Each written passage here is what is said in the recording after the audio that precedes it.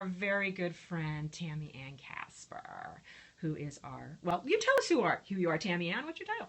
Okay, I'm supervising producer on Grey's Anatomy. Yes, you are. And how long have you been with us? Since 2005, since the beginning. Yes, we go way back. Yes, we do. To Margarita Friday on the Roof.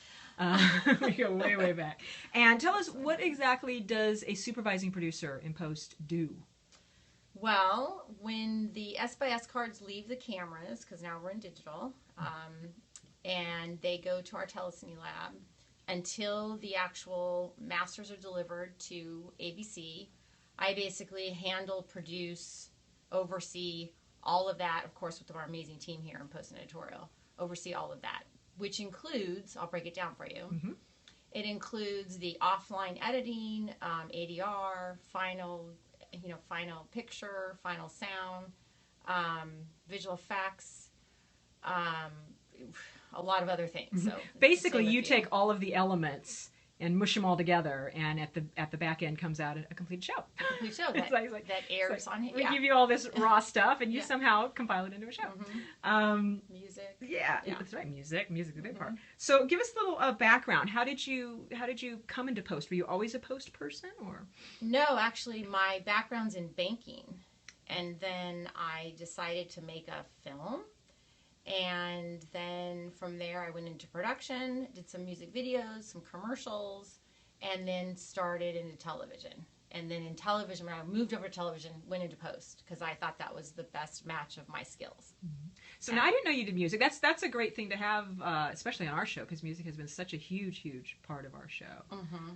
Do you like that aspect of it, kind of having that? Yes, because it's so creative here. We always have a different theme that goes on with our either score or our needle drops. And last year, like for example, we did covers, which was so exciting. You know, we had our contemporary artists doing covers of things. And so, yeah, it's very much a part of the story. And how does that work for you? When you get to that, I know you deal very closely with Alex Patsavas, who's a music person. So can you tell us a little bit about what you guys do there? Yeah. Music supervisor, who's Alex, she submits comps to the show. And the editors will pick a comp, and Shonda will as well, and put it in the show and see if it works. And then we're changing those up depending on the editing of what happens to the show. And we're consistently getting comps, so we are always getting a lot of new music. And of course, Danny Lux is our composer, so we have a lot of score that goes through the show. Do you seek out music, or are we at a state in our lives now where you guys are inundated with music? We're inundated with music, yeah. So.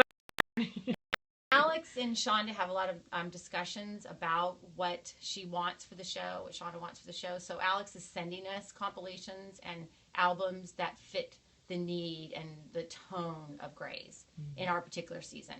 Do you feel the tone has changed, or has it kind of been an ongoing thing? It changes. I think every season. I think it's fun to mix it up, and I think Shonda does that brilliantly. Yes. Yeah, and I have to say, because for me, I'm such I don't pay attention to much music anymore. If it's not Beatles or Sinatra, I have no idea who it is. But I've learned so much more about music and come across so many more great artists because of the stuff that you guys have done. It's been a lot of good indies we've gotten gotten a hold of. Yeah, I think you've actually started the careers of a lot of people. Yes, really. Yes, I could name a few, but I won't. But you won't. Because I think the public knows. They all have their favorites too. So definitely. You mentioned at the very beginning how you guys take the card and how you work it through post, and let's discuss that briefly. We were a film show, as all shows were in Hollywood, and we were one of the last, I think, to switch from film to digital. And how was that for you guys? What kind of impact did that have on you? Well, we were film, as you were saying, for 10 years. We were spent 10 seasons on film. And then on the 11th season, last season, we moved to video. And I think the biggest change for us is not getting calls from the lab in the middle of the night. Seriously. So it's a good thing. Yes, because we would get scratches on the film, or a negative report would have some corruption, or perhaps the negative would get stuck in the soup, which is the processing of the chemicals. And now that part kind of went away, completely went away, because in video that doesn't happen. So other than that, we were already file-based internally here with the DNX36 files, and our final video house was also file-based. So pretty much the film part of it, dealing with the film aspect, was the biggest change.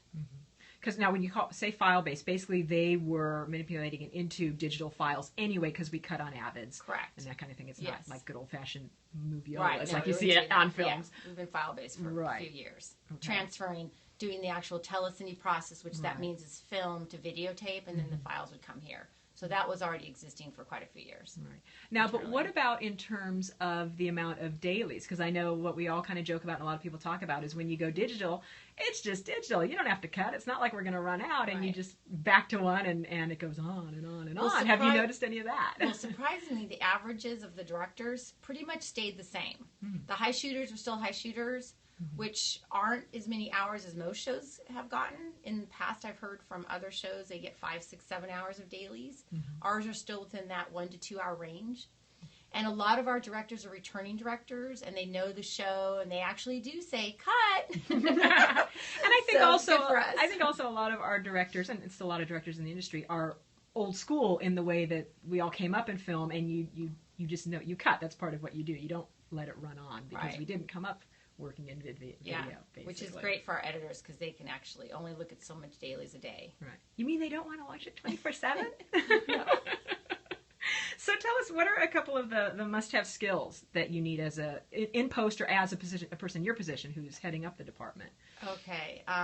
Skills. There's quite a few skills you need. Managing people is probably one of the biggest one.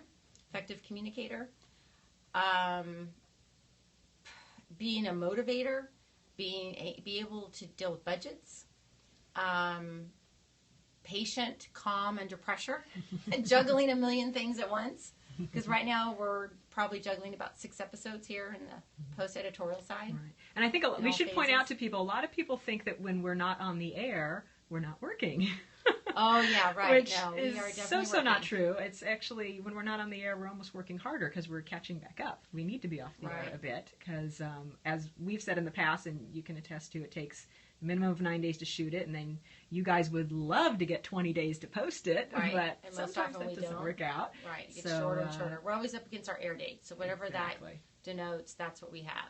And if it takes longer to shoot an episode because the script is written a certain way, then we get crunched in post. Right. We actually just got a question, someone asking, is it hard to work on TV shows because of the very short turnaround? And that is exactly what you're up against, especially with I think, the new paradigm where they want us to do kind of a front and a back end where we do so many in a row, where we rapidly eat up our banked episodes. Right. And that's why we do need to be off for a period of time to catch ourselves back up. But you still are going to be in crunch time. When we get to the end of the season, how much post time are you guys Well, we end up getting about 5, 6 days towards the end, which means what we did in 21 days, we do in 5 or 6 days. And I think for us, we have a really amazing, superb team here, and we work as a team here at Editorial and Post. So it really helps getting those shows done because everyone's got that mentality. We got to just get it on the air. Right. Actually, someone just asked, what is the shortest turnaround time we've encountered? And was it maybe 5 days? 5 days. It was like 5 days from when it came out of the camera 5 days till when it was on the air. And we were still on film then, too, I think, so you had to lab it first. So so it took longer. Yeah. So that was... So actually not having the film does trim that in the sense of the turnaround, too. That was another good point. We won't talk about that because then they'll make it even shorter. What? You mean you don't need even that much time? Exactly. Grey's Anatomy, the live episode. So all that said, and all the difficulties that you go through, what's the best thing about your job? Oh my gosh. I guess I have to say 2 things. It's ever changing, and I love change, so every day is different. And I love this career that I'm in. It's fantastic. And the second thing is we're telling a story every day. And at the end of each week or 10, 25 days or whatever days it takes to do each show, we're making something organic that we're sharing with the world. And so that to me, every day I feel passionate about. It's great. Yeah, you kind of have to with the hours that you do here. If you didn't, it'd be like, I don't care, put it out. And finally, what sort of advice would you give someone who wants to get into our business, or more specifically into your business, into the post area? Well, I would give them the advice I give to a lot of people that I mentor, and that is to seek out information interviews. That'd be the first thing. And then when you're in that information interview, always ask for another referral. And then secondly, do the research. The social media, as you guys all know out there, it's wide and it's big and broad. And so go after what you want and do the research and be prepared what you want and what you're going to get. If you want to work with a brilliant person in television, then seek that out. If you want to do amazing, features, go for that. I mean, just it's available and it's out there. And I also believe creating a reality is a lot of what your mindset is. So I would say like a wish fulfillment thing. Imagine it happening and it'll happen kind exactly, of thing. and manifesting it in that way. Mm-hmm. That's great. I'm trying to think, is there anything else we can add? Well, someone did ask about the musical episode. They wanted to know how that was. That was a huge learning curve for all of us. So much fun. Love it or hate it, folks. We had such an interesting time doing that. It was amazing. How was that for you? Well, you came from more music stuff, so was that easier for you, or was that hard? It was easy. It was so different because it was a musical, and we are blessed, and we're blessed with the talent of our actors. And Tony Fallon was the director on that, and we had Rachel as our vocal coach, yes. And Chris doing the music producer, yes. Chris Horvath. So we had a great team. Another piece of advice: surround yourself with amazing people that are collaborative and creative. And so because that was so different for us, it was still so much fun. I'm being in those booths with those I went to the recording. Remember, you and I were at the recording session, and it was just so out of our box that it was like, I can't believe this is the job today. Yeah. And it was so much fun. Seeing Sada record Grace was like, pinch me down. I've actually seen this. Yeah, it was amazing. Really fun. Another story I'll share about music and some of the things that are ever changing in our world is, I'm sure a lot of you folks saw our episode where Derek gets hit by a big rig. Derek got hit by a big rig? Seriously? What are you telling me? Tammy? In that show, the music changed the day of air. We had a song in there originally, and the show was done and complete and delivered. And then we were prepping songs for the next show, and Shonda got this song by Sleeping at Last, Cars, which now everyone knows is in the show, but that wasn't the one that was actually put in the show originally. So literally the day of air at 7 o'clock in the morning, we're looking at another song, putting it into the show to see if it works. Shonda loves it. She has to have it. So everyone jumps into action, meaning we had to get the stage, we had to get the song cleared. So Alex went above and beyond the Call of Duty. Our music editor cut it. The stage had to be booked. The co-producer, Lisa, Taylor jumped in.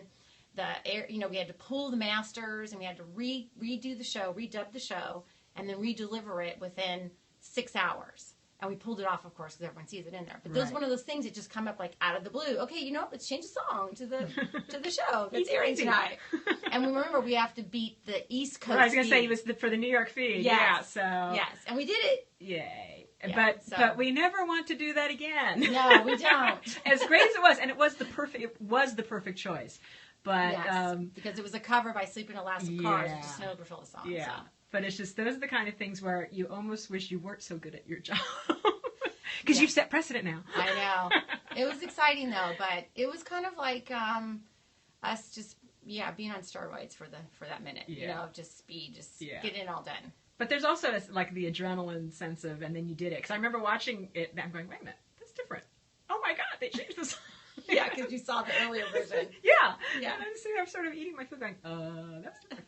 Anyway, that was great. And thank you so much for giving up some time, because you guys, Tammy is in the midst of queuing things and cutting things and giving us final airs, and it's crazy, crazy busy, as it always is up in post-production. So we really appreciate you taking the time to chat with us. My pleasure. And see if we can get it to turn off. This is always the hardest part. Oh, there we go. Bye, guys.